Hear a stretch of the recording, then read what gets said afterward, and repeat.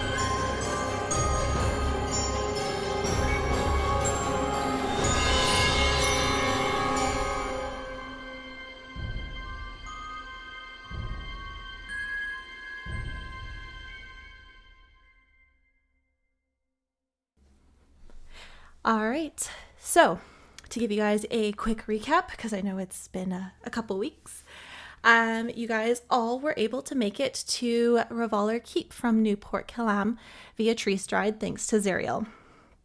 You all come to realize that though this is where you may have meant to go, it does little to offer you a warm welcome.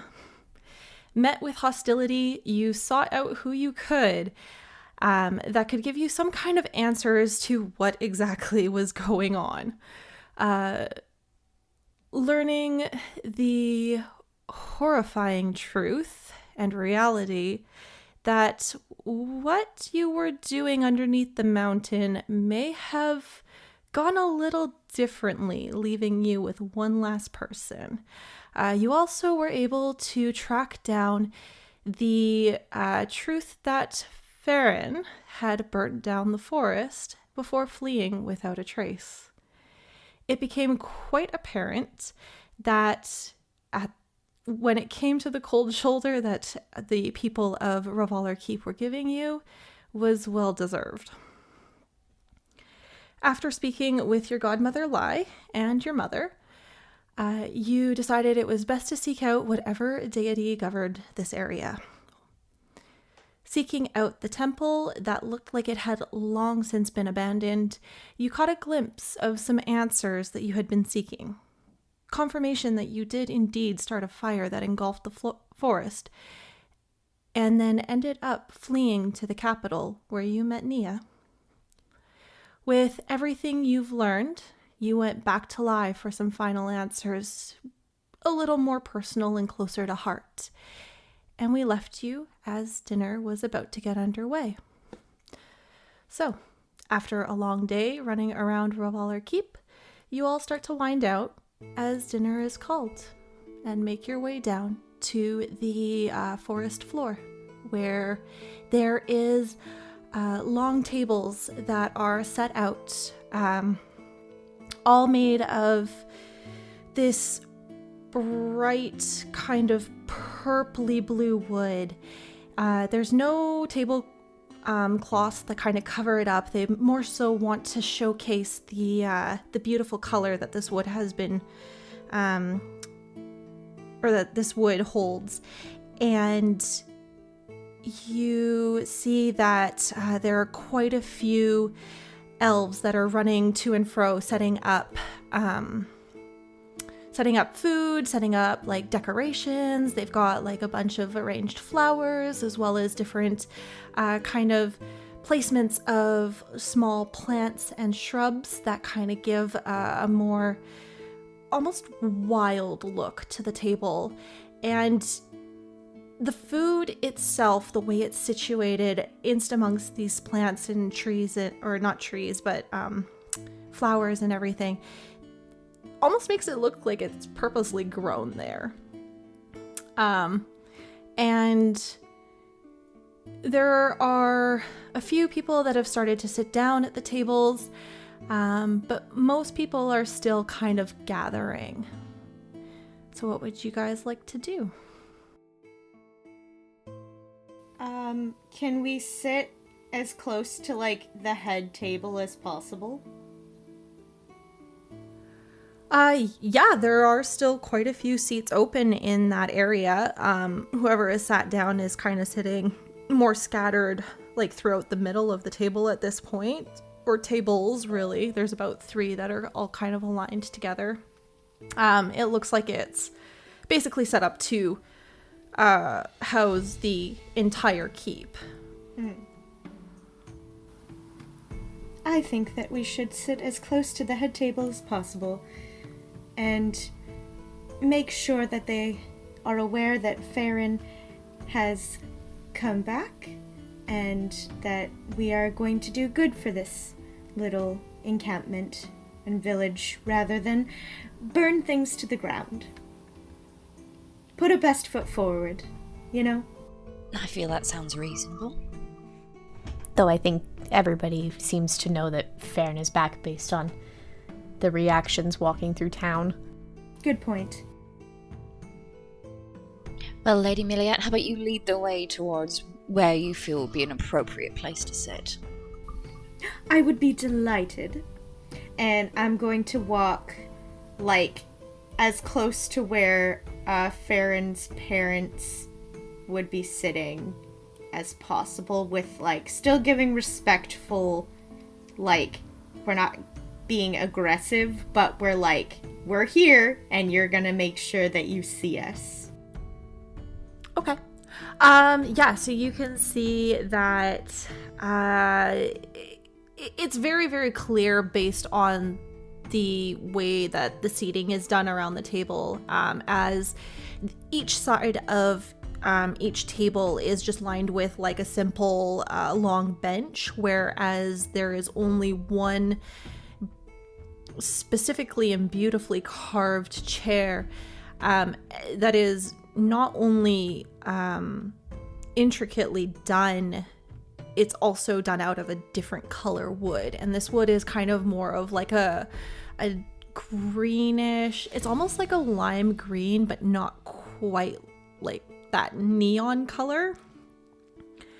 And so you can easily find seats or close to that head chair. We also might be able to eavesdrop or get some information from some of the more high-ranking individuals. I like where your head's at. Yeah, We're going to be conniving. I figure if we sit closest to the ones that have it out for me the most, it's probably for the best. You know, they say keep your friends close and your enemies closer. Good point. Okay, so you guys all make your way over. Do you sit down right away, or do you kind of wait for other people to join? Probably like look around and see like kind of like what everyone else is doing, and if everybody else seems to be sitting, then sit. But if people are kind of like standing near tables and like mingling, do that. It's kind of a mix of both. So there are definitely some people that have come and sat and are just kind of like patiently waiting. They haven't touched any of the food. They're still just kind of paying attention to what's going on around them. There are people who are still standing up mingling with others, as well as sitting down and mingling with others. So you get the sense that there's no real kind of sense of protocol or urgency as to exactly when it is appropriate to sit. Well, I suppose we could just take a seat. Absolutely. And Nisha kind of like crawls into, like, steps over the bench and has a seat and begins to look at the spread in front of her, and also people watching at the same time, seeing if there's any, like, predominant figures that they're sitting near. I'll follow suit. Sure. Yeah, I'll do the same. And Nia? Yes, I will sit down with everybody. Okay. Are you guys all sitting on the same side of the table, or are you guys sitting 2 by 2 across from each other? Oh, shall we do a 2 by 2? That'd probably be That the best sounds good. option. Yeah. Might be a bit awkward to stare at somebody you don't know. And also to keep eyes on both sides of what's going on, just in case any nefarious or exciting things occur. Right, watching each other's backs. Yeah, maximum coverage. All right, so who's sitting with who on what side? I'd hate to make assumptions, but I'm assuming Lady Meliette and Nia on one side and Farron and I on the other. Oh, I think your assumptions are correct. Assumption, All right. but not an assumption, just a well-known guess. An educated guess, if you will. Indeed. Perfect. All right, sounds good. So we have Farron and Nisha on one side, and Celine and Nia on the other. As you guys kind of settle, you do notice you get a few looks, but nobody says anything. Nobody approaches you. Nobody even like kind of really glares. It's just kind of like, oh, okay. And then continues on with what they're doing.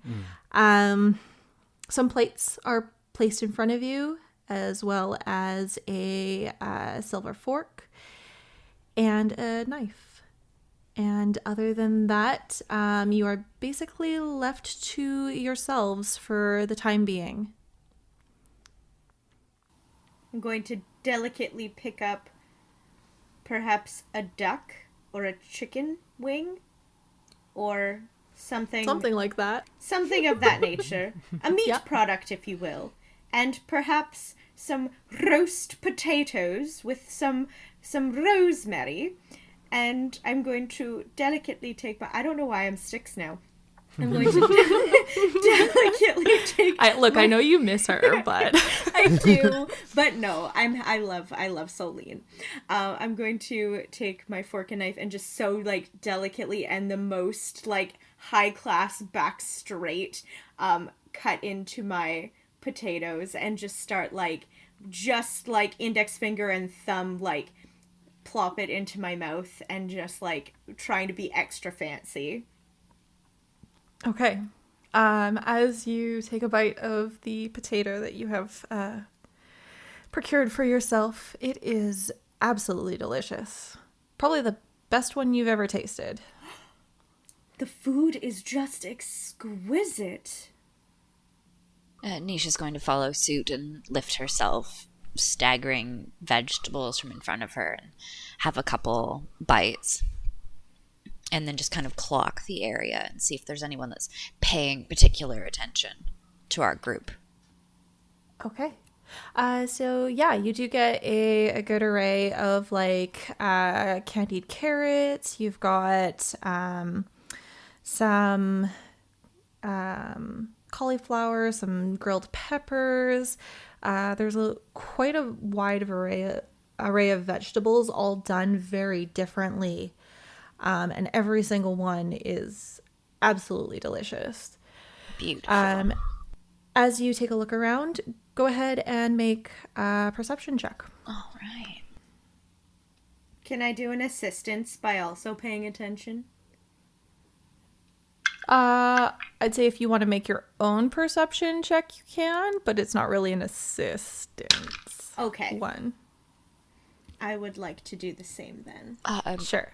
For myself, perception is 17. 17. Okay. Mine too! Twin! Besties! All right. Perfect. So both of you note that Farron's father is now coming down towards the tables from the main tree. In tow behind him is Farron's mother, as well as Lai.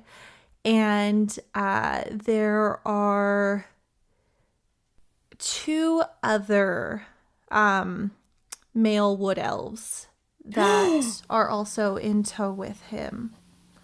He has brothers. Siblings. And they come to the table and they kind of, like, Farron's father instantly gives you guys a look before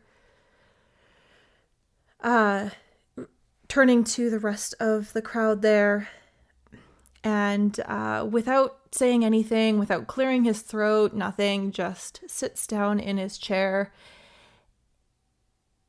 And then as the volume starts to die down, Nisha and Celine, you notice out of the corner of your eye the gates, which are not too far off from where the tables are set, slowly open. Farron, you would also notice. But you don't see anyone come through. Now, ain't that interesting? They just open ever so slightly. Stay open for probably about a good minute, and then close again. However, Nia, I need you to roll me a perception check. Invisible entities! Creepy. That is a natural 19 for a total of 22. Perfect. All right. You do notice something come through the gate.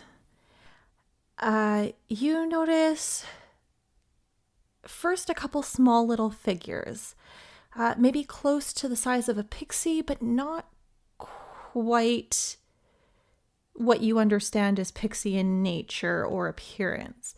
You then notice that there are these tall, dark shadows that have humanistic features, but they're very obscured.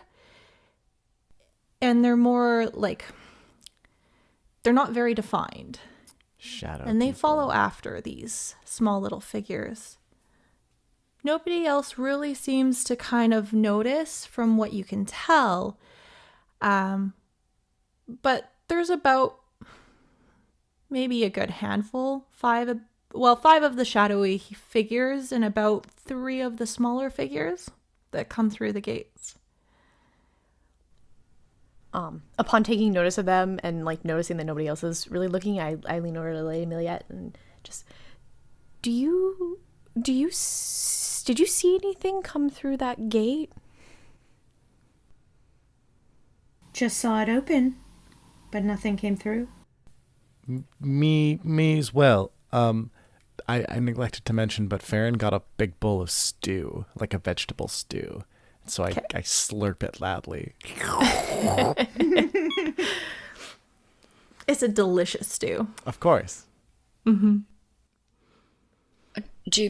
Sorry, Nia, we didn't see anything come through. What did you see? I kind of like lean forward and like motion for everyone to get kind of closer. And there were small figures, like about the size of a pixie, but I don't think they were. And then there were these tall, shadowy figures that followed behind them, but nobody noticed them. How many of the larger figures were there? 4, maybe 5? Okay. Can you point them out? Perhaps we can see them if we look very closely. I kind of sit back again and then scan the room to see where they went. Yeah, so you take a quick look around trying to track down where these unseen entities have kind of traveled off to. They've stayed right in front of the gate. They haven't really moved from the entrance, but they're all kind of just watching everyone. They're still by the gate? And they're just standing there. I mean, they're not attacking or anything, but I don't know what they are. Knowing that they're there, can I look over and see if I can see them? Yeah, make a perception check. Okay.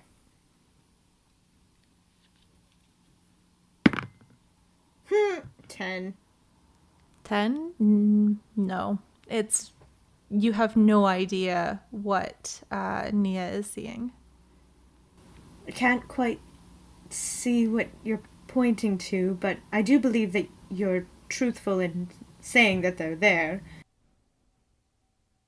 For curiosity's sake, Lady Milliette, could you reach out in your mind to some of our acquaintances here and see if anyone knows anything about this without causing a scene? Of course. Oh my gosh, what's her name? Milia? Milia? Yes. Thank you. Oh, so good. Is Milia in the room? Milia is seated down, like further down towards the end of the table with Zariel. Closer to the gate or further from the gate? than we Closer are. to. Okay. I'm going to knock on Milia's brain very gently. Like, boop, boop. Yes, Celine. I was just wondering if you could see any figures standing by the gate.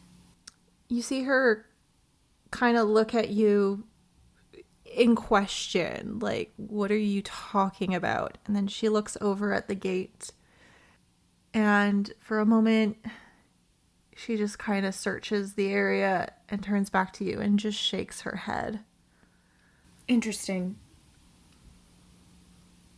I'm going to try to probe Farron's father's mind now. Thank you, I'll keep you updated just in case. And then I pull away my telepathy. Okay, so you're going after Farron's father? I would like to try to... is there a world in which I can do this without him knowing that I've tried if I fail, and not knowing that I've done it if I succeed? Or is it kind of like he's gonna know if I try and go into his mind no matter what? Well, if you just want his surface thoughts, like just the very kind of like immediate thoughts that, you know, somebody naturally thinks, then he wouldn't notice. Like, it's just kind of like you're just kind of listening in on a quiet whisper almost. If you want to dig deeper and kind of get like the more concentrated thoughts, like the ones that are actually like proactively being thought out in that moment, then that would be something that if he succeeds a wisdom saving throw against you, then he would know. Okay. Is this a spell or a cantrip? No, this is just an ability. Oh, okay, cool. Then I can do it twice. So I would like to first try to see if I can just do the surface level, and if the surface level seems like either suspiciously like trying not to think about something, or like he is thinking about something bad, then I would like to go further. But I want to just kind of like see what the immediate thoughts are first before I try, and I'll gauge how it feels. Because if I mess up, I'm gonna die.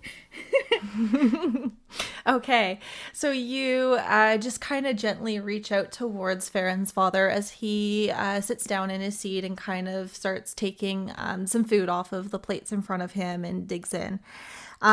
You do get, you know, the general basic thoughts of Is it that time already? Like, I wish this night would just be over. I need these guys out of here. I don't know why they thought coming here was a good idea. And yet, it's almost like he's kind of battling between trying to talk to Farron about what happened and still being extremely upset. So he's thinking about Farron. He's thinking about Farron. He's kind of also like, as he takes a bite, he's like, I really like it done this way. I wish they had added a little bit more salt. Maybe a little bit more sugar would have been better. But it's like, yeah, you're kind of your basic in the moment thoughts. I think I need to risk it, guys. Well, I don't reckon he can hate us any more than he already does. So Maybe I'll confer with the group though. Okay. Milia doesn't know. She can't see those things standing at the gate, and Farron's father is thinking about how the food needs a bit more salt and sugar, but overall he likes it. But he also is thinking about Farron and conflicted about how he wants to talk to you, but he's still very angry. So, should I probe further? But if I fail, he will know that I've done it. Before you do that, though Milia cannot see them, the woman is a walking encyclopedia. She might know of such a creature. That's true, she Perhaps might. a pointed question first before you go probing into Farron's father's mind. And while the so-called father, who has been nothing but rude to me since I set foot in here, I wouldn't necessarily mind if you poked around in his mind.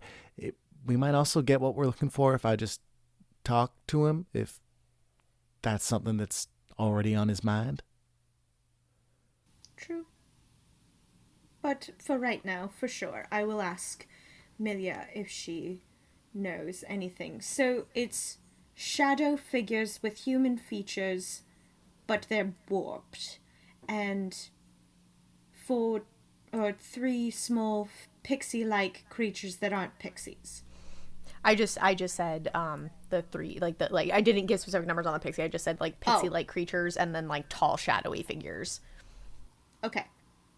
Yeah, that's about as best as you could make out from what you did see. Okay. So I'm gonna gently knock again on Milia's mind. Say, so sorry to bother you during dinner. I know this is your break time, but do you know anything about potentially tall, shadowy figures and small pixie-like creatures that aren't pixies? Small, pixie-like creatures that aren't pixies. Well, that is extremely descriptive. I'm sorry, we don't know much about it, but there is something potentially nefarious hanging out at sorry, brain glitch. There is something potentially nefarious hanging out at the gate. Well, other than potentially a ghost or a specter immediately comes to mind, I cannot say that it sounds like anything I have ever come across. Well, thank you. Please enjoy your stew. Thank you. And then I'll pop back to the group. Milia doesn't know anything. She says maybe a specter or perhaps a ghost, but I'm not sure about the small, not pixies. But I've got an idea, actually, if you'll all want to attempt this with me. Can we look around the room and see if anyone else is looking at, like, either obviously or covertly looking at these creatures? And then I can try and probe into their minds specifically? Sure. Might be faster than and less dangerous than try to go straight for Farron's father. Okay. Go ahead and make, I'll say, I guess just a perception check. If we each do one, then we can all kind of pool our resources. You know, we've got 8 eyes between the 4 of us. Yeah. Sure. Everybody make a perception check. Right. Anisha rolled a 18. Okay. Got a 17 again. Mine was All an right. 8 this time, not quite as good as the last one. Okay. 18. 18. All right. Sounds good. So you guys take a quick look around, specifically looking for people who have taken notice to these creatures that have kind of entered in through the open gate. Nobody seems to really be paying a whole lot of mind to them. You think you kind of see someone look towards them, but it's more just kind of like they're looking over in that direction. Like you don't note that anybody is like particularly interested in them. Or like sees them. Mm-hmm. Okay. I would like to just try, like, did I see the person who like looked in that direction? Yes, you did. Okay. I just to be safe, I would like to like top surface probe that person's mind. Okay. So it is a young wood elf, kind of short cropped, warmish, kind of mousy brown hair, little bit on the stouter side as far as build goes, but still has that nice warm sun-kissed skin, and green eyes that most wood elves are known for. They look to be conversing with someone beside them, of golden hair, more of a like kind of a hazel colored eyes, and taller, a little bit prettier. And their initial thoughts that comes to mind when you kind of touch theirs is, I wish this night was over. It'd be so nice to go to bed. The day has been so long, but at least the food here is better than last night. And I get to sit beside Noya. Oh, that's really nice. I didn't get to sit beside her last night.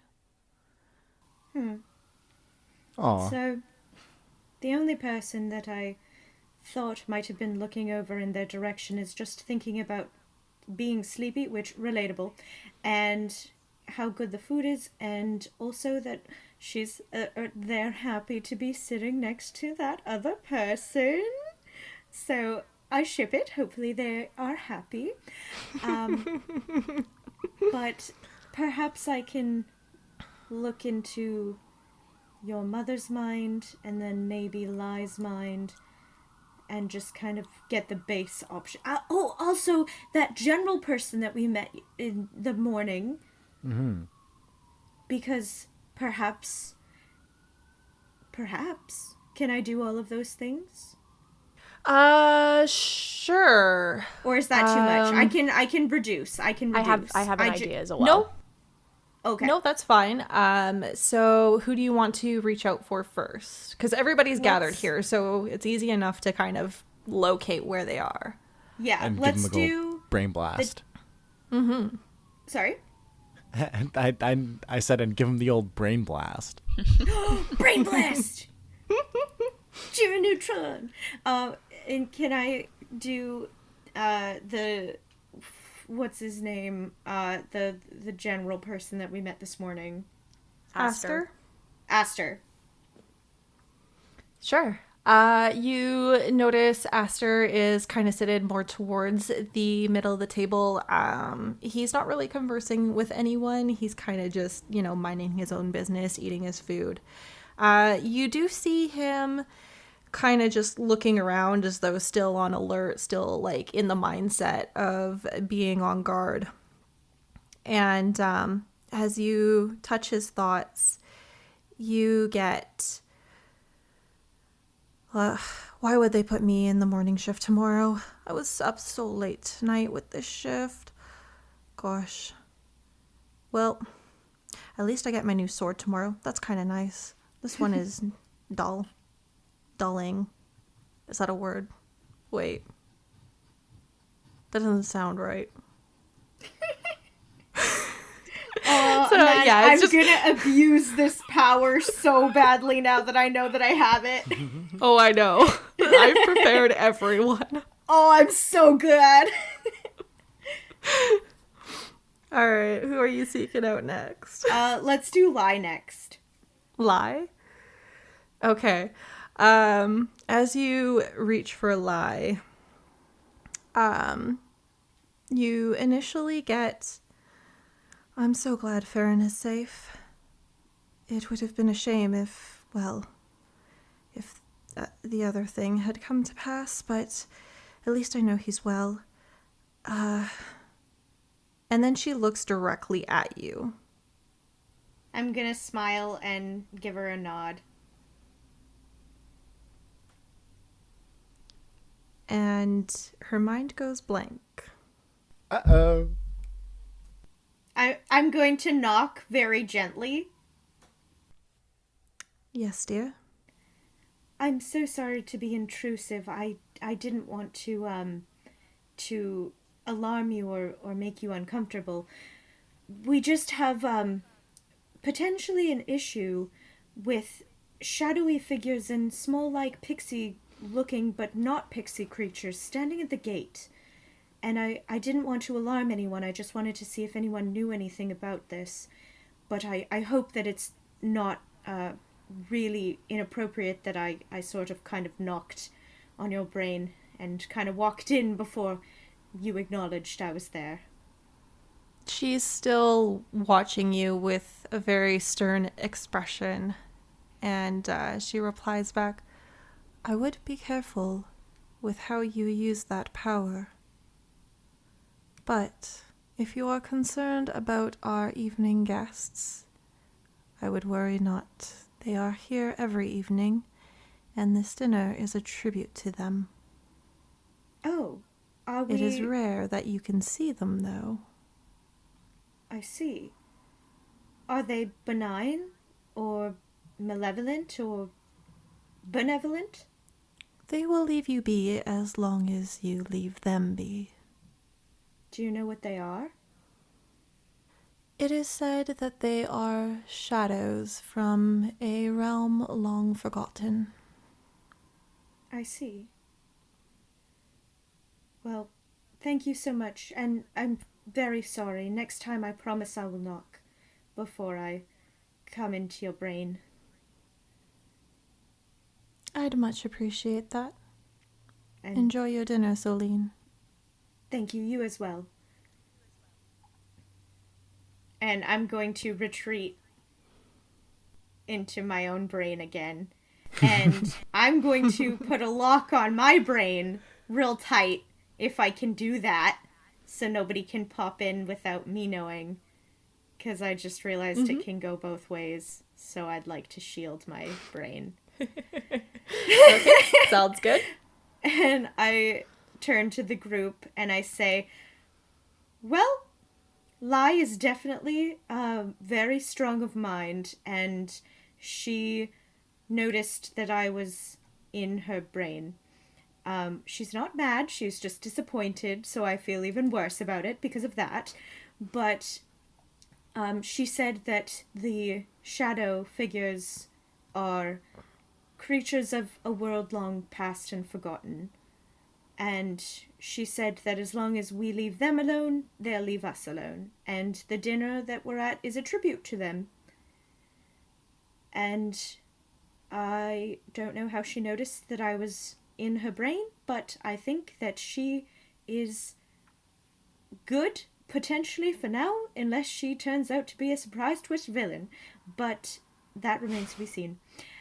She also is very, very pleased, Farron, that you're back and that you're okay. And she missed you a lot. Well, that's mighty kind of her, and it's good to know that we don't have anything to worry about on the shadowy creatures front. I feel like we have enough problems that we can see. Yes, but Nia, she said it was very rare and almost like a special gift that people can see them.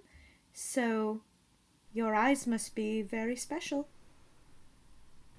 I still wonder what they are, and I wonder why they're here, what they're doing. I suppose because we're having a dinner in their reverence, they are here to receive reverence. But if they can't even see them, why would they... Does everyone here even know that they exist? I don't know. It doesn't seem like anybody else is paying attention to the fact that this dinner is for them. I didn't go into too many minds, but it doesn't seem like anyone's bothered. Also, Lai told me to be very careful about my mind-reading gifts, so I'm going to be more careful with it and knock gently. As dinner continues, like, Nia just keeps glancing over at the gate. Don't let them see you looking, just in case. I almost just want to, like, stare him down. Just, like, turn on my bench and just, like, face at them. Like, who are you? You can look, but just don't let them notice that you can see them. Are there any animals nearby? You can hear quite a few different birds. You can hear some other chittering, potentially squirrels or other rodent-like creatures, but you do not immediately see any. Can I cast Speak with Animals? Sure. You can cast Speak with Animals. Gosh, I need to remember how much of a range that is. The range is self, because it just allows me to speak with animals for like 10 minutes. Yeah, but animals within a certain vicinity? I would presume it's just animals that can hear my voice.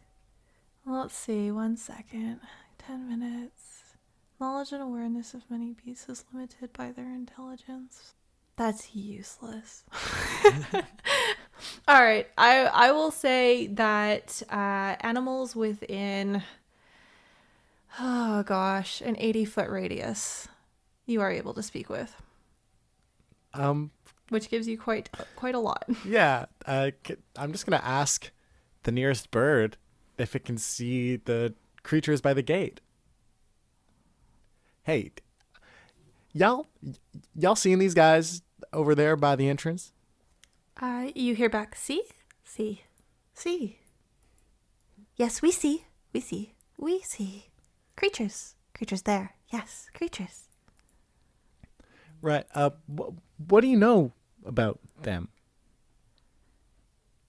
No. Not from here. Lost. Long lost. Lost. Not from this forest. Not from here. Not from here. From elsewhere. Elsewhere, like another plane? Other plane. No. Maybe. What's other plane? It's like another state of being. You know how you fly in the air, but you can also walk on the ground? Are they like that? They can walk. They can fly. Right, but... And then suddenly they all shrill, "Not from here! Not from here! Not from here! Not from here! Not from here! Not from here!" Do we hear these, like, animals just go crazy? Yes. You guys do hear the birds kind of start to shriek out all around. Oh my gosh. Farron, what are they... What? Look, I don't know half of it myself. And I turn back to the birds and I say there was an animal that could only fly, but one day it ended up having to walk on the ground, and it had never walked on the ground before. Are these creatures like that? Is that what you mean by them being lost? They just continue to repeat over and over again, not from here.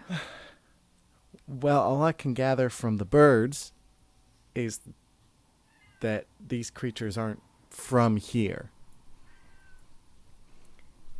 Are they dangerous, though?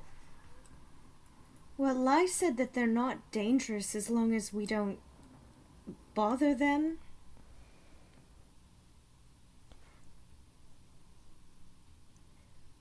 If there's the capacity for them to be dangerous, though, that makes me nervous. Yes, it's not ideal, but I suppose as long as we just mind our own business, and this dinner is in reverence to them, so I suppose we're honoring them for some purpose or another, but Lai was very upset that I was in her mind uninvited, so I could knock and ask more questions if you wanted, but, I'm not going to probe anymore. That's fine. It's probably the most answers we'll get about them. Probably. At least we know that they're not going to just come and attack us. Fair. As you guys are discussing this, Farron's father does stand up and kind of clears his throat and waits for everybody to kind of stop and turn their attention to him. Well, now, I know you all are well aware that my son has returned. It's good to know he's safe, I suppose. If y'all could just make him feel a little welcome, at least for the night, since he'll be gone in the morning, that would be... And he kind of looks over at Farron's mother and turns back to everybody. Highly appreciated. Now, in honor of tonight, let us all say thanks. And he kind of puts his hands above his head and clasps them together. And then everyone follows suit. I will not be participating in cultish behavior. I will be.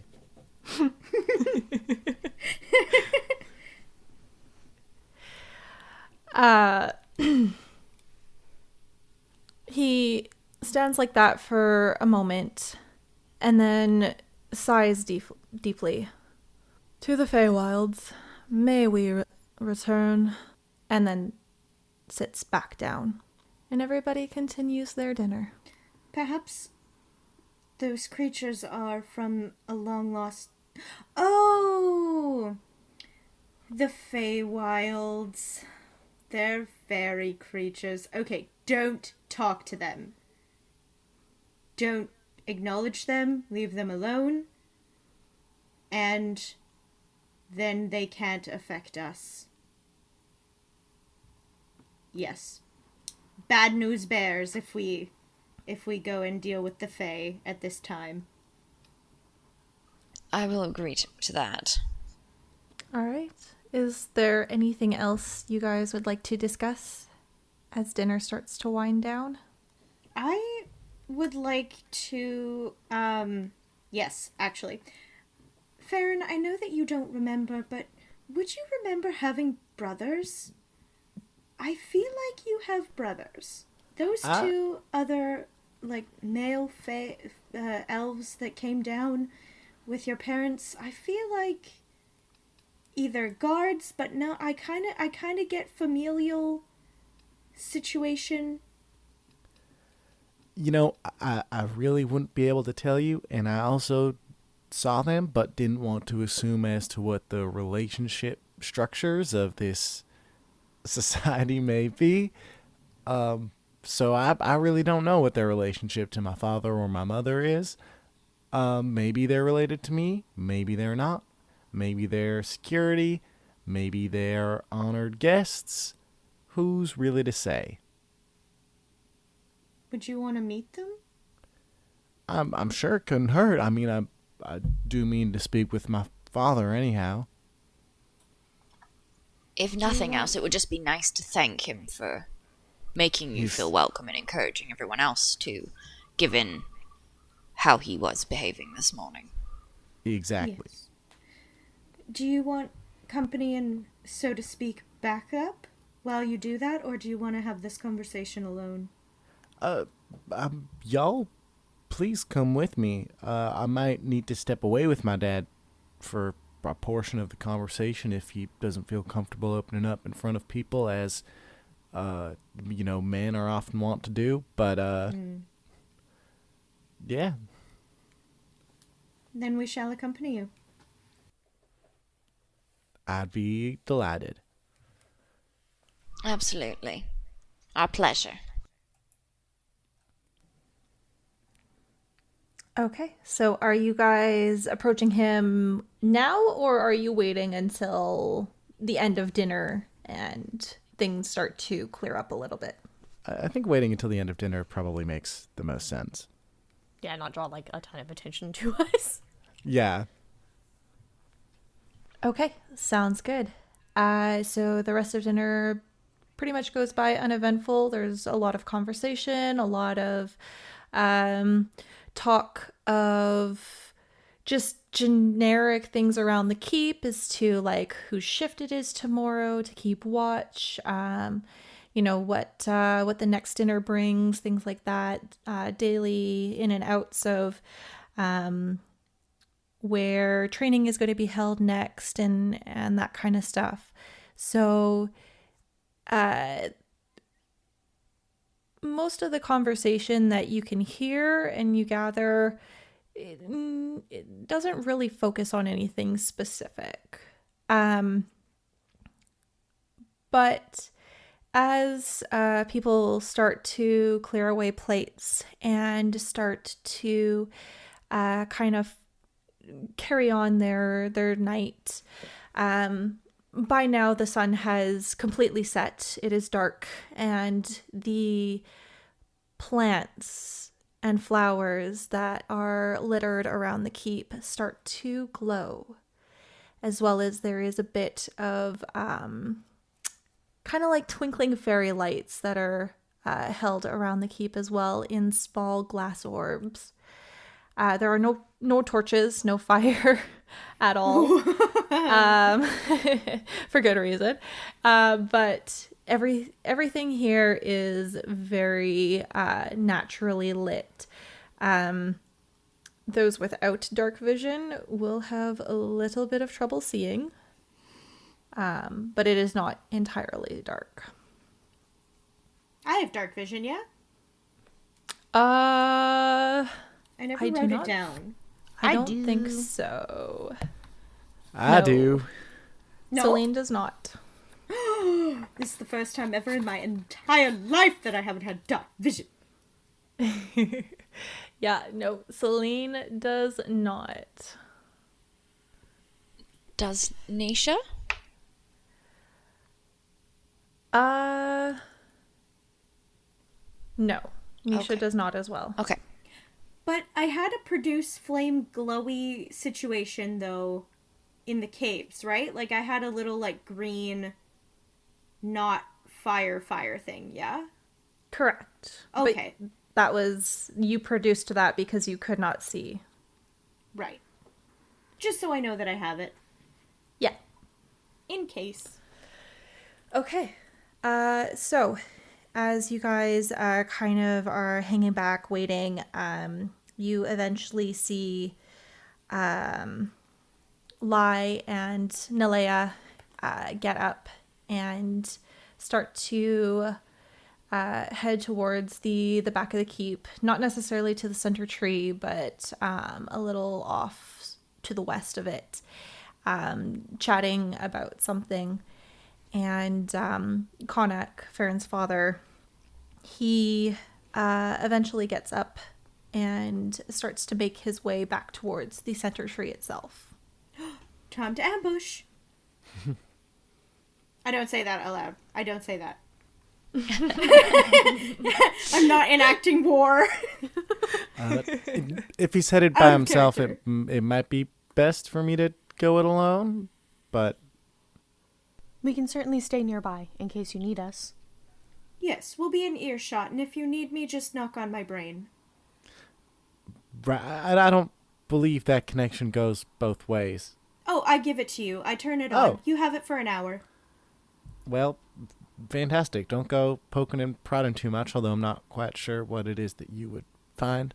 I'm not saying I'm dumb. I'm just, there's no memories. No. I Anyways. would never do it to you guys without your consent, just so you know. Just for people potentially needing to have it done. But just, yeah, I'm gonna stop now. But know that I would never disrespect you in such a way. Appreciated. I won't prod. I won't prod at your brain. You can talk to me. The channel is open. I won't bug you while you're doing your business. Unless you want us to listen. Do you want me to listen to what you and your father talk about? Or do you want to just have your private moment? It would be great if you could. Oh, yes. Absolutely. Yeah. Okay, I will listen in. And I will relay everything that both of you say to the other two here. Yes. All right. Well, I best be off to go speak with a man about a forest fire.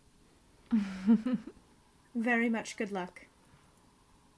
Good luck and good fortune. Likewise. Where should we go, guys? Yeah, where are the three girls going? We can't go too far. So maybe we can hang out, like... We could just stay at the table.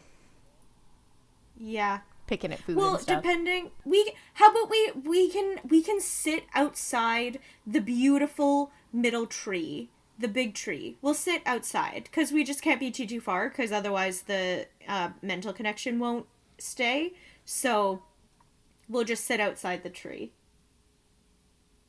Sounds good. Take in the atmosphere around the central tree. Yes. A lovely plan for an evening. Okay. So, Farron, you are running after your father? Yes. Okay. So you quickly make your way after him. You catch him just as he's coming up to the top kind of flight of stairs that spiral around the inside of the center tree here. He doesn't really... He kind of looks back at you to at least acknowledge that you're there, but he doesn't say anything. He just keeps walking. He is alone. Hold on a sec there.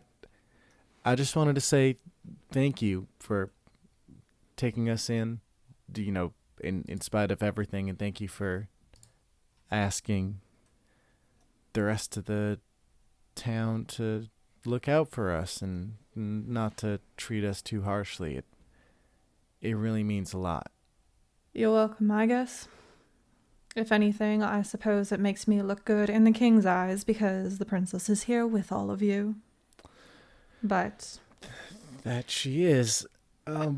I really have no idea how I've landed myself in any of this, or... Well... And here I thought your mother would have told you all that.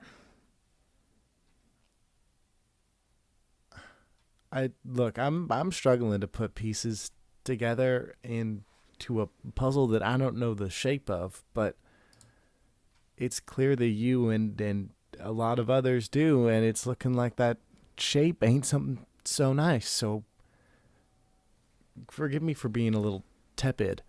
To come to a fuller understanding of myself when I know that I'm not the most well-liked person around. And you see him kind of slow down to face you as he steps up to the top platform of the center tree here. And he kind of crosses his arms over his chest. And what are you expecting me to do, boy? I just wanted to say thank you. I know, as hard as it might be to hear, I know I mean something to you in spite of everything, and I just want to respect that, and in doing so, maybe also respect the part of me that I've lost touch with that cares about you.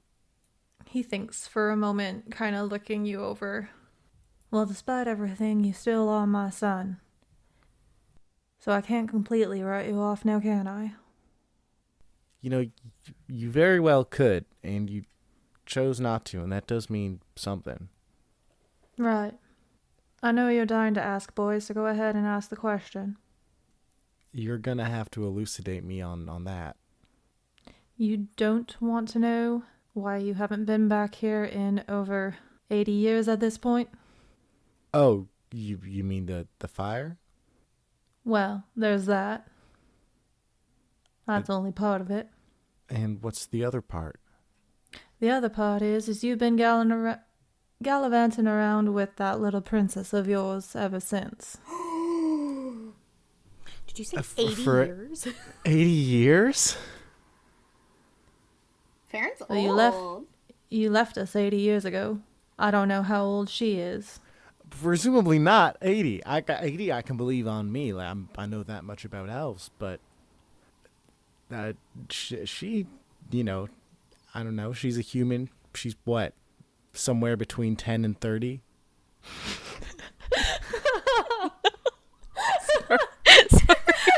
Shrugs across the table. You've been 80-year-old gallivanting around with an 11-year-old. Good. Yeah. So Good. she's either extremely underaged or totally fine. Nia, I'm gonna just be listening and be like, Nia, are you 10 or 30 or what in between? How old do you think you are? I think you look at least 20. So Luna, Oh my we god. don't have our memories. I have no know, idea but- how old I am. Potentially you're being shipped with Farron. What? Apparently you two have been gallivanting all over the place for the past, I don't know, 80 years potentially? Also, She does look early 20s, to clarify. She just starts like feeling her face as if like suddenly like wrinkles are gonna pop up, and she's like, I can't. I don't think I'm 80. I also have to ask, Lady Milliette, you keep saying you ship these things. I don't find anything nautical about them. We're not on a ship right now. I don't understand. I'm Oh, incredibly no, confused. okay, I'll explain. It's quite simple. It's just something that I came up with on the spot because it just made sense. You know how ships, they sail? Yes. Yes. Yes. So when you put two people together, I think they sail into love and happiness, no?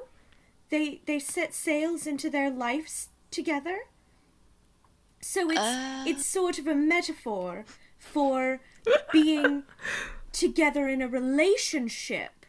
And that's also where the ship comes from, because it's a relationship and the ship is sailing into love and happiness. Oh, so it's metaphorically nautical. Yes, metaphorically nautical. And it's sort of a double entendre on the word relationship. So if you ship someone, you're putting them on a ship together because you want them to be together. Yes. Yes, exactly. And then they sail away to new adventures in their love and happiness. And you say that I'm being shipped with Farron? Maybe you two were betrothed. She just kind of sits there, like she like kind of bends over, like elbows on her knees with her head in her hands, and she's just like, I don't even know who I am. How could I possibly? No, and then just puts her head back in her hands. sorry to interject. It was just too funny. I love it. It's going in the trailer. Perfect. It's perfect. Look, you know how humans are. You can't get a read on their age. They, one day they're 8 years old, the next day they're croaking on their deathbed. But 80 years, I don't. There has to have been something in between. I'm sure there was, but I didn't keep too much track of it, to be 100% honest. Right, and I can understand why you did that, but, and I'm not speaking for me standing here before you right now, but rather for the me that was gone these past 80 years. You have to understand how that can hurt someone that depends on you, that looks up to you, that in that time of need, you completely iced them out, turned your back on them. It doesn't matter how much you allow them to exist within a certain proximity to you 80 years after the fact. That's still 80 years of harm. It's still 80 years of fracturing a relationship. Look, let's get one thing straight here, boy. You ran away. Right. And you didn't come back. Nor did you send word about anything. So forgive me if I didn't keep tabs on you for a little while. You kinda did burn down our home, and I had to help rebuild, while you got to run around the capital. Yeah, I suppose I understand that you had other things on your mind, and, well, if I didn't put in any of that effort, then I apologize again on behalf of whatever sort of person I was, but I need you to understand that I'm not that person in this moment. Though I, may still be your son, there's a world of difference between me and the kid who left, between, well, me and whoever I was a week and a half ago. Well, that's a fair claim, but I have yet to see anything along those lines, so we'll see. Well, maybe that means I'm not acting so out of character after all, but again, I guess people can change over the course of 80 years. Right. Well, anyways, it's getting late. I highly recommend you guys get some sleep.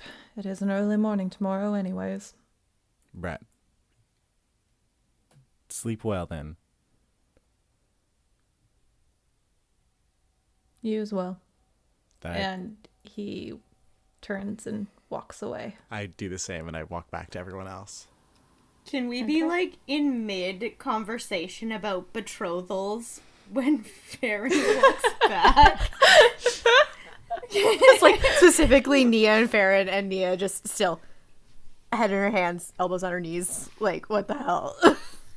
And then me and Nisha can be like, yes, so the nautical aspect could also be speaking about how love is as deep as the ocean and so vastly connected in its own little ecosystem.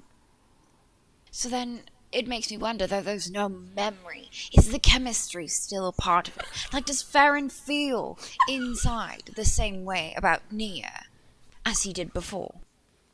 I must believe that he does, but just doesn't realize it yet. But perhaps if they share a most passionate kiss, it will all come back. You know those stories about true love's kiss? From children's tales, yes. Nia, do you have a ring on? Are you wearing a ring? Yes. Are you betrothed? Are you truly betrothed? Perhaps you lost the ring. Perhaps you might have hidden it. Oh, is it a tawdry love affair? Are you betrothed but running away together? Maybe that's why it was 80 years of being sheltered and off on adventures. She just is trying to process all this and finally comes back to reality and goes, I'm not kissing anybody! What? For all our questions, that's the only part you focused on, Nia. It's a tell. It is a tell. And she catches up to all the questions you ask, and I look at my hand. Do I have any rings? No, there are no rings on your head. I'm dying, guys. Oh my god. Well, again, perhaps you had to hide it because, it was perhaps not sanctioned, but you deeply loved each other. Or perhaps it must have been kept away for safekeeping because we are on such a perilous journey. Maybe? Farron, we must plan the wedding! Sorry, what's this about a wedding? You're betrothed! Okay. Upon seeing to Farron, who? I just shoot up, my face turns beet red, and I just start walking away. Nia, don't go too He's far. like, no. Which way are you going, Nia?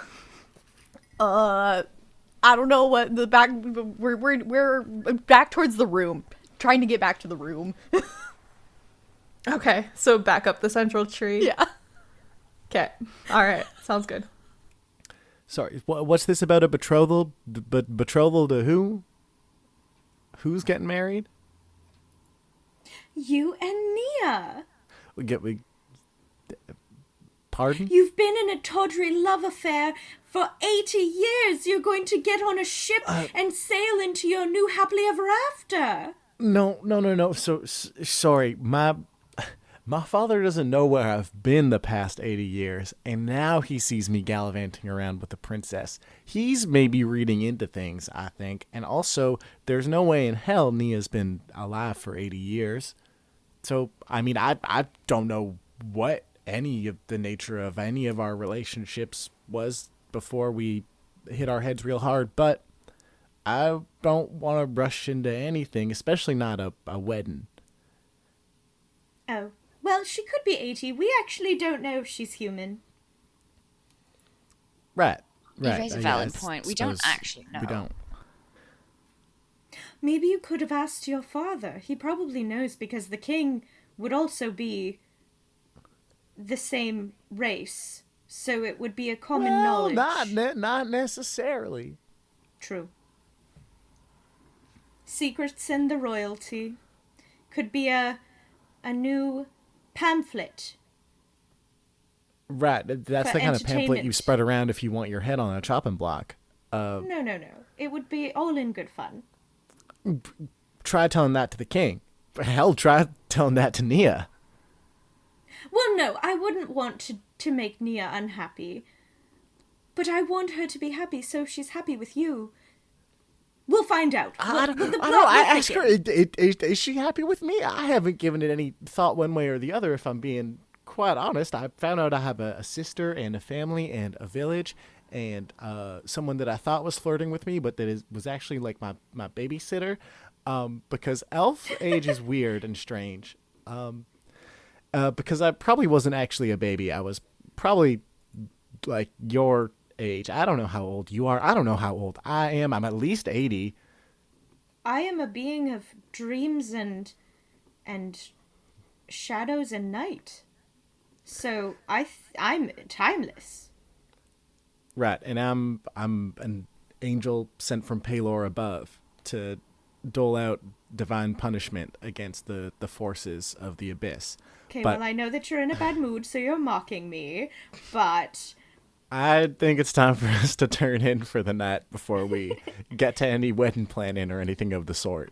okay, I'll keep a journal about it, don't worry. We'll be ready whenever the time comes. Whatever Right, makes Nasha? you happy, milady. Yeah, thank you. Right, Nasha. We're going to... Well, and I was almost Nisha? wondering to myself that perhaps we should give Farron a moment with Nia just to not be romantic, but to calm her quells a little bit. She seems incredibly awkward, and I feel like that's something that might linger unless we nip it in the bud now. Oh, true. They should have a moment. Whatever makes you happy, I suppose. Well, it's just more so we're working together so closely to try to figure this all out. The last thing we want is things between you and Nia to be awkward because of speculation on your father's behalf and our runaway memories. Right. Agreed. And me and Nisha can keep bonding, because I think we're on the right path right now.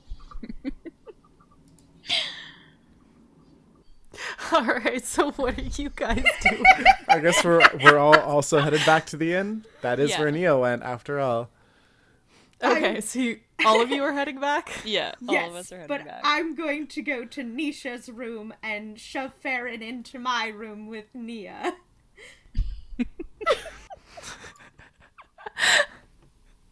Okay. Just for the sake of it.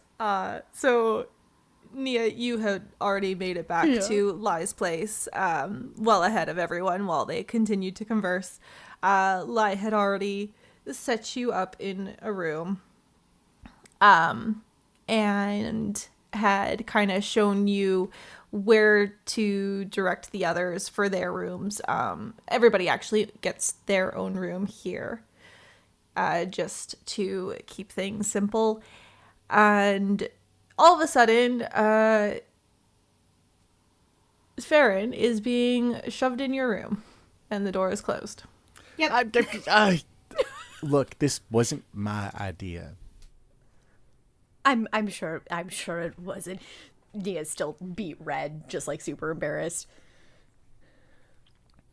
Look, so no hard feelings if I'm accidentally stepping on any toes, but considering that we just woke up with no sense of self-identity or memories a few days ago, as far as I'm concerned, our relationship is strictly platonic. I agree 100%. Great.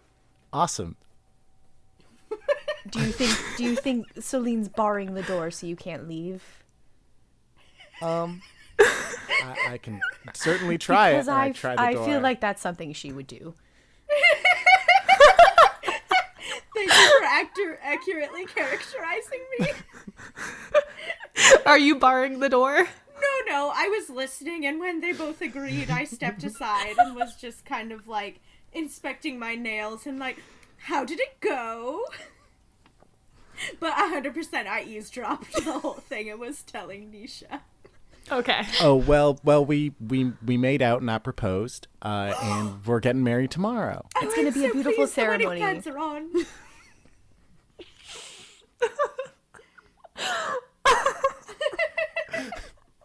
Now, Nia, Milliot, Nisha, I bid you good night. I am going to retire in my room and engage in my 4-hour meditation. Have the most lovely dreams of your future nuptials. I'm certainly will. I've got a lot to think on. And I'm going to put my hand on your shoulder and say good night to you. Tis tradition. I put my hand on your shoulder and I like put my brow ridge to your brow ridge and I say, "Good night, Lady Milliot." And then I turn Good around night, and go to Farron. bed. We've added a new part of the tradition. We have to do the forehead thing now every time. Okay, I'm going to take notes. As soon as Farron clears the door, I just shut it. Wait, sorry. My dear lady, how patient do you expect Farron to be? At some point, you're going to push him too far. Oh no, it's all in good fun. I think he knows. Or at least he's being a good sport about it all. True. I just enjoy being a pest to him. I don't know, perhaps that was our relationship in a previous life. Maybe that's something that we're known for, is to be a chaotic duo. We'll find out. But I just enjoy. I think it's fun. And I'm glad that you've joined in on the chaos with me, because this is just, it's really enjoyable. It's bonding. I will agree to that. It is bonding. And Nia does go such a fun shade of red when you embarrass her. I know. It's quite enjoyable. Though only so far.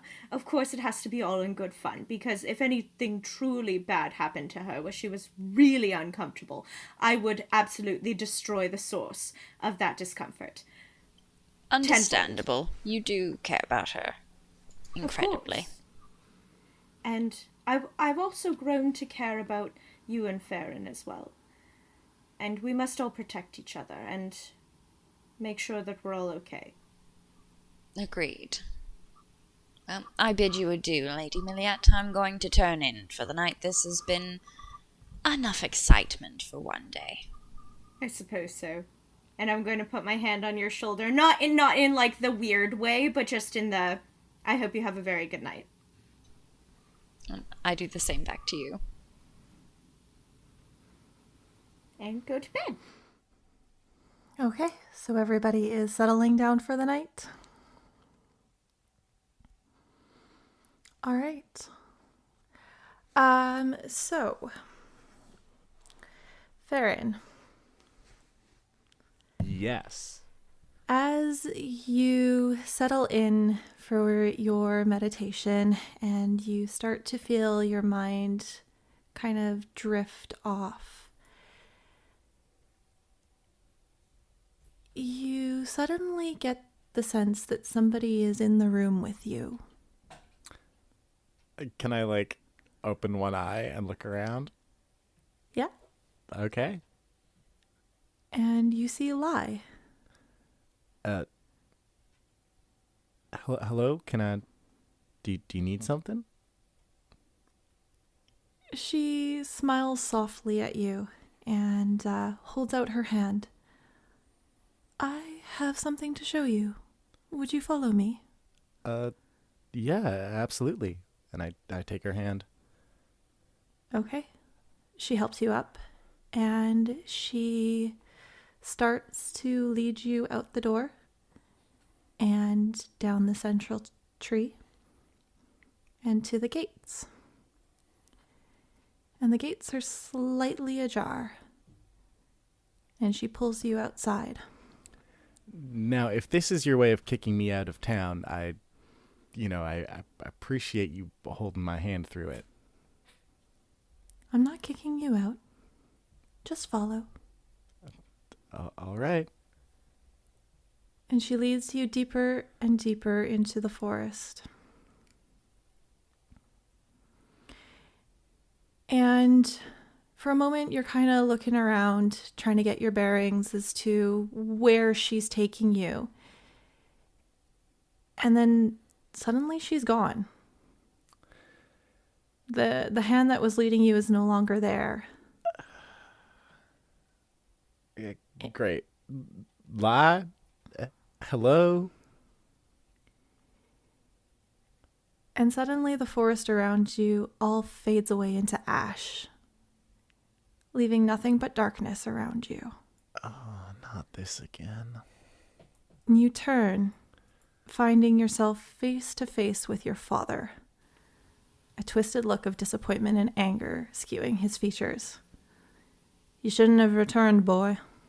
What makes you think you are deserving of the celestial fragment, the power of a god? And he strikes forward. Roll initiative. Who betrayed us? Who told him? So, what did you get? I got what's my bonus to initiative? Your bonus to your initiative is... Where did it go here? I am... Why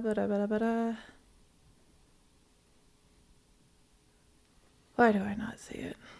Am I stupid? Am I blind? What's going on? I had it. Oh, 3. There we go. 3, okay. I'm blind. That's a 15 then. 15. Okay, he got a natural 20. Cool, So he hits you awesome. first. So as he strikes forward, he catches you off guard, and his fist collides with your jaw and kind of sends you slightly off balance. You are going to take 6 points of bludgeoning damage. Cool. How much health do I have? You don't know. Cool. Awesome. I'm keeping track of that. Oh, great. It is your turn. How do you respond? I kind of like hold my jaw where he hit me. And I'm like, Jesus, what was that for? And do I, if I focus on casting a spell that holds him in place, does something happen?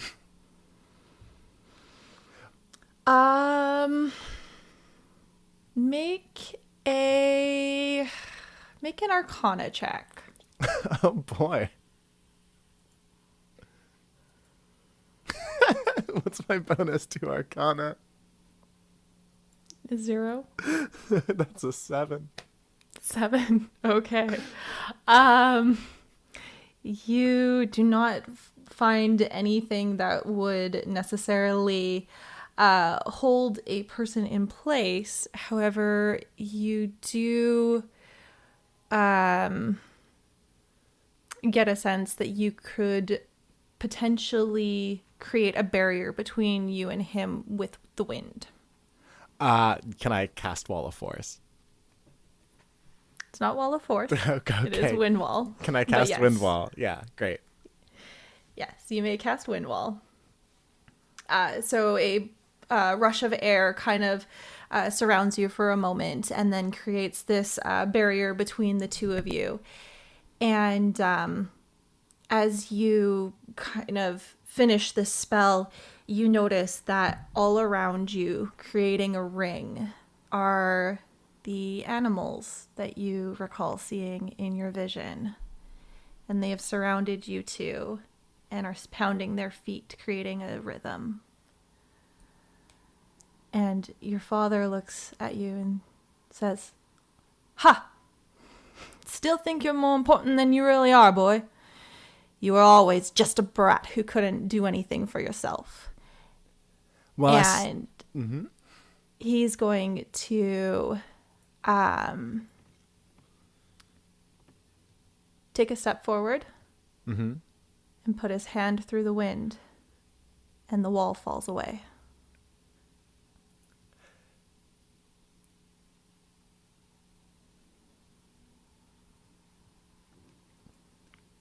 Great. Is that his turn? Okay, I'm gonna run up and punch him in the face.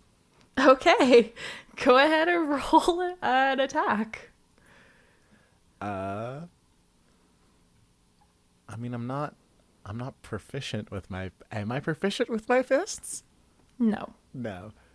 And I don't have any weapons on me. No, you do not. Great. God, I gotta start carrying like a thigh dagger. Sneaky thigh dagger! Promote it! In this case, I would be adding my strength, right? But not a proficiency bonus, just like Correct. strength modifier. Yeah. And what is my strength modifier? It is a -1. Cool. Awesome. So that's an 11 to hit. Okay, so that will miss. Great. And I don't have the ability to disengage as a bonus action, do I? You do not. Great. Well, that's my turn. Okay. He is going to, now that he is stepped through the wall, he's going to take another strike towards you. That is going to hit. And he is going to do another 6 points of bludgeoning damage to you as he takes his fist and kind of comes in for an uppercut into the gut. That is his turn. Listen, I don't know how you solve problems around here, but a little attempt at conversation might have been nice. I say as I try to swing at him again, but this time it's a natural one. Okay, so still a little off balance from his previous hit. It does miss. He doesn't say anything. He does just kind of smile wickedly back at you. And he is going to throw another punch. And that is going to hit. So you do take another 6 points of damage. Okay, I am going to cast Speak with Animals. Okay. And I'm going to say, a little help here. No one replies. Awesome. You don't even feel any connection with the animals that are surrounding you. Great. Can I wake up? Are you going to spend your turn to try and wake up? Yeah, I'm going to spend my turn to try and wake up. Okay. Dude, has it been over an hour? No. Farron, call me! The brain thing is still open. You can still be like, yo, back me up. Oh, since you started the link? Oh, yes. Sorry. Oh, I thought you never meant mind. since this started. No. Yeah, no, we have not been Yeah. fighting for an hour. No. No. I meant No, like, it has, yeah, it has been Okay. over an hour since you started the Yeah. link. oh, that would have been so convenient. All right.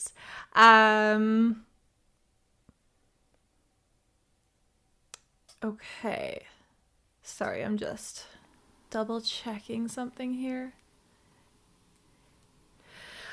He is going to pull out a dagger Oh, great. Awesome. and take a stab at you. That is a natural 20. Nice. So you will take 12 points of damage. Cool. Yeah. Okay. And it's your turn.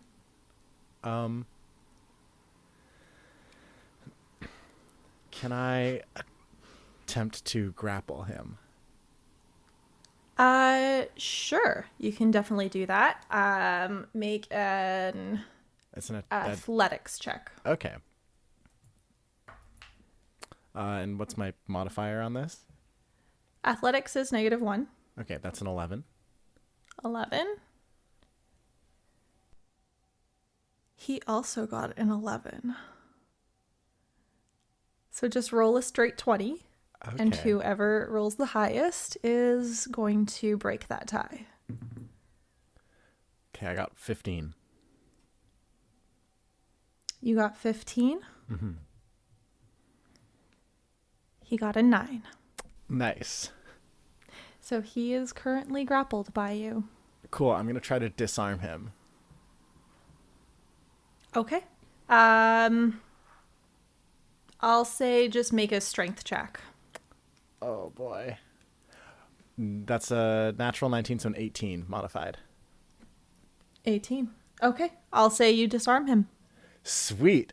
And then I'm going to try to stab him. Okay. Sure. Roll an attack. And this time it's dexterity and proficiency. Correct. Cool. And that is plus, like, what's my attack modifier? So for you, your attack modifier is,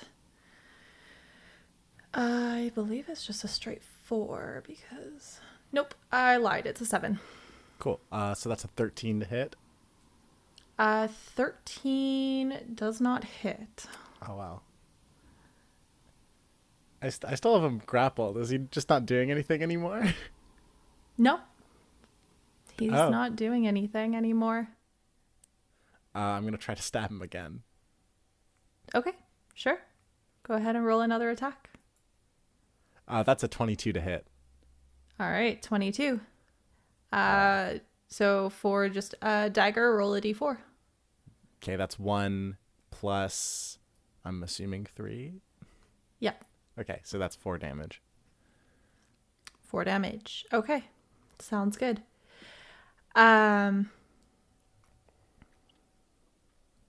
He, as you drive the dagger into him, pain kind of flashes across his face for but a brief moment before curving into a soft smile. and he breaks free of your hold easily, as though he was allowing himself to be held there. And as you look at him, the image of your father fades away, leaving the form of a pregnant woman. Her hair falls in lush vines around her, her head crowned by beautiful flowers of all kinds. Her skin is warm in tone, and from her eyes, tears stream down like waterfalls to the lush plants that covers her body in the form of a dress. Sa stands before you, looking forlorn. My dear boy, what makes you seek the power of a god? I don't know. I can only assume to undo the harm that I've done. And what if the harm that you've done cannot be undone? Then to atone for it in whatever way I can. Make a persuasion check. Cool. What's the modifier on that guy? 5. What's a 12? 12? Okay. So you've changed your mind about the princess then? The sacrificing her? Yeah, no, that's not happening. She kind of looks at you for a moment. Oh, right. She snaps her fingers, and memories flood your mind. Yeah, let's go. It knocks the breath from your chest as the memories of your father and mother abandoning you for someone else day after day comes back. Memories of Lai taking pity and giving you a place to stay when there was no one else. The frustration and the hurt and the anger of training every waking minute just to try and make your parents proud, only for them to continue to overlook you again and again. The knowledge that Milia gave you after you ran into her about the fact that Revalar Keep had originally come from the Feywilds, and that the idea that it may be possible to return perhaps belongs in a book in the library in the castle. The breaking point where you have a fight with your father, causing all that abandonment to finally overflow, and you set fire to the forest to take away everything he loved so much, just so that he could hurt as badly as you did. And just as the guilt of what you had done forced you to your knees, the idea that you would be the one to bring them all home back to the Feywilds is all you can think about. And all you had to do was get into that library. And all you had to do was befriend a little girl to get there. What? That was quite a nasty blow you suffered. Oh God, what happened? That was quite a nasty blow you suffered. Unfortunately, I can't restore everything lost. Right. Was I only ever friends with Nia to prove something to my father? Only you can answer that. I mean, But now you have to answer me. Now, are you willing to follow the princess as called? Or are you still bent on your original plan? She opens up her hands, and in it forms an old-looking book, the pages tattered and worn from age. This book here holds the answers to your past. Your path is yours to choose, but you know you cannot walk both. And why is that? Because if you choose to right what's wrong, then you will not make it to face the other. I mean, presumably the village can go back to the Feywild at any time. I can answer my calling to serve the princess and then come back and fix the village later.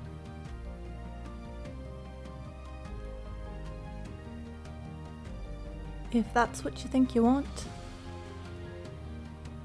It's just one of the two matters seems a little more time sensitive, and forgive me for trying to prioritize, but I think the practical thing right now would be to follow the princess. She smiles warmly, and the book in her hand crumbles into dust. There is a pause, and then the dust that has fallen bursts into a brilliant emerald green glow and begins to form into the shape of a bow. May this light your path, then. Thank you. I mean, for the bow, not for the stabbing. I'm sure that was meant to teach me a lesson somehow, but, kind of lost on someone with no memory. I needed to make sure you were willing to do what was necessary. Right, like stab my own father. If it comes down to that, it's, you gave me my memories back, but I don't especially have a fond attachment to the fella. No. But you did try. That I did. I take the bow. All right. You take the bow, and looking down upon it, it's hard to put into words. It is beautiful and yet eerie, but the way that everything curves, it's all perfectly fitted for you. The grip of it fits perfectly in your hand, and the weight of it is just right, and everything feels like effortlessly done. And when you look back up, the woman is gone, and you are left in darkness once again. I better get back to my room, I suppose. And as you say that, you wake up. Great. I check my stomach for like a stab wound. There is no wound. I lean back and like sigh in relief. And am I holding the bow? You are holding the bow.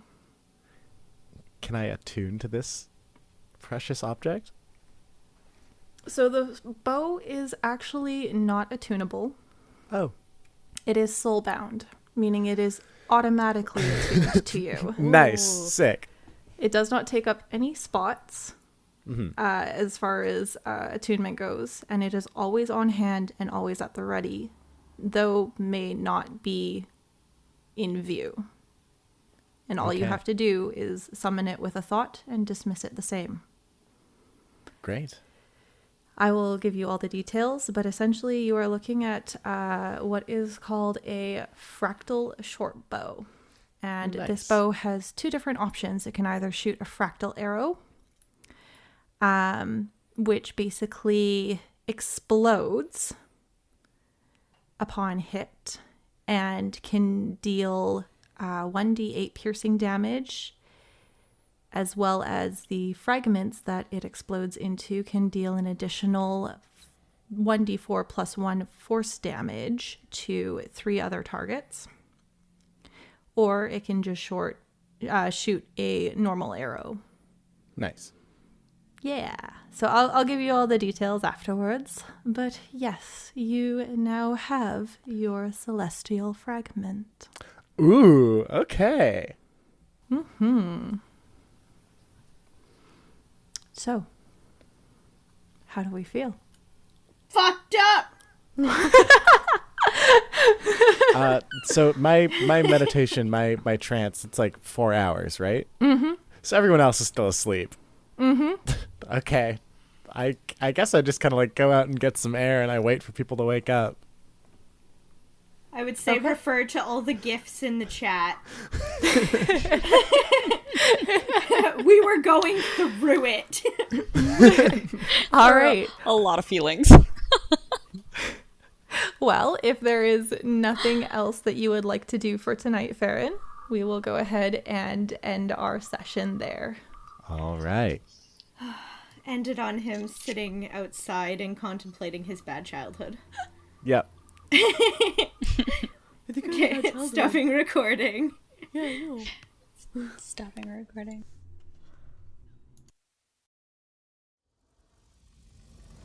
Thank you so much for tuning in to Campaign Amnesia.